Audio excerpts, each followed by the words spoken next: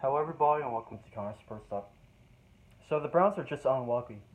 So the Saints beat them 21-18, and honestly, I felt like the Browns outplayed the Saints most of the time.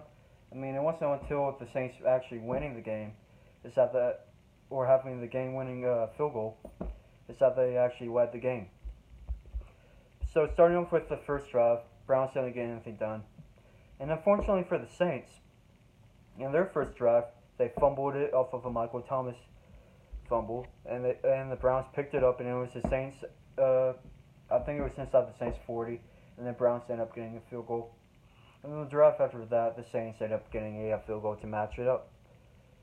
And then eventually, the Saints are driving again, and then Ted Ginn fumbles it. And I don't think the Browns do anything off of that drive. And then later, the Saints are making another good drive, and then they miss a field goal. That's basically the end of the Saints having good drives until the fourth quarter. And then eventually the Browns go up and make another field goal to go up 6-3. And then later, they get a touchdown to make them go up 12-3. And at that point, I'm pretty pissed off because, yeah, the Browns aren't as bad as people think. If anything, they're unlucky. They played the Steelers pretty well, and they played the Saints well. I don't think they're going to be a bad. I mean, obviously they're going to be a bad team, but I don't think they're going to be as bad. And I think they can easily get 4-5 wins. They're just an unlucky team. Granted, if they played Baker Mayfield, I think they would have won this game. And they have a great defense. Not many defenses can shut down Drew Brees for a whole game. They shut him down for 3 quarters, which is still respectable. Only maybe like 3 defenses can shut down Drew Brees: the Vikings, the Vikings, Broncos, and Rams. Maybe more. I don't know. That's just on the top of my head. The point is that Drew Brees is obviously very good. But back to the game. So Drew Brees and the Saints go down and make it a 12-10 game. And then this is when Marcus Williams comes in. And obviously people remember Marcus Williams from missing the tackle. Is he a great tackler? No, in fact he missed a tackle last week. He couldn't make a tackle on Ryan Fitzgerald for a touchdown. Or the missed tackle resulted in a touchdown. But point is, he's still a very good free safety. He got a interception in the Brown zone off of I believe that Tyrod Taylor was kind of scrambling a little bit, but he did get his feet set. But Marcus Jones made like a 20-yard interception, which resulted in the Saints taking they took the lead to go up 15-12. Yeah, 15-12. My bad. I suck at math. And that resulted in a Michael Thomas touchdown. And then, hold up, one second.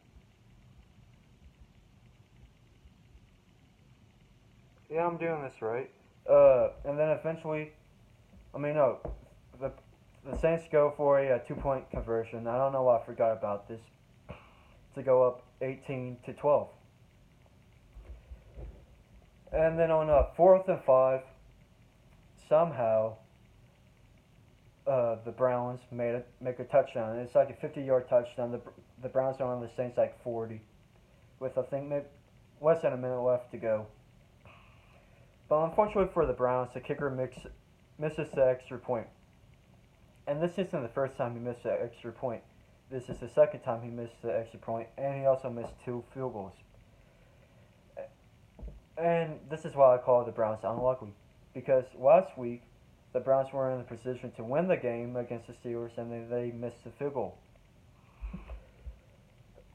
But if there's any consolation, the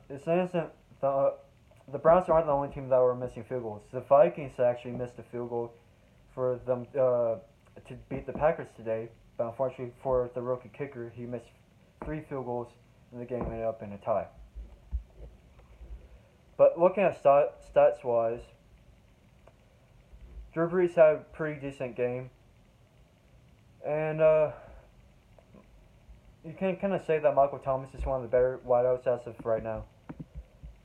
Looking at the stats, Drew Brees had 2 touchdowns. He had 28 completions for 35 throws and 243 passing yards. Alvin Kamara didn't really have a good running game. To be fair, none of the Saints running backs had a good running game. The Saints are definitely missing Mark Ingram as of right now, who's still suspended for the next 2 games with a performance-enhancing drug violation. So Alvin Kamara had 13 carries for 46 yards, but that doesn't mean that he had a bad game. He also had 6 receptions for 53 yards. And speaking of people who have big games, Michael Thomas, he had 12 receptions. Last week I think he had 16, which was a Saints record.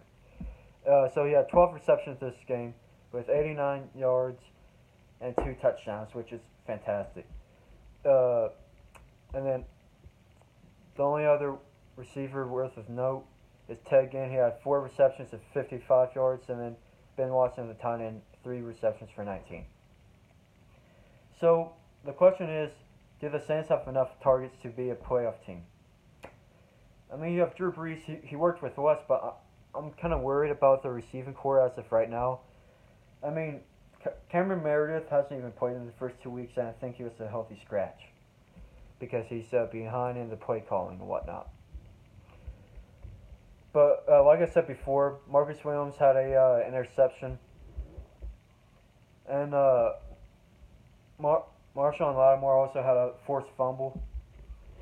I believe that Cameron Jordan actually had 2 sacks. I don't remember his first sack, but I remember his second sack I wouldn't want to say in the game, but it was a pretty big sack.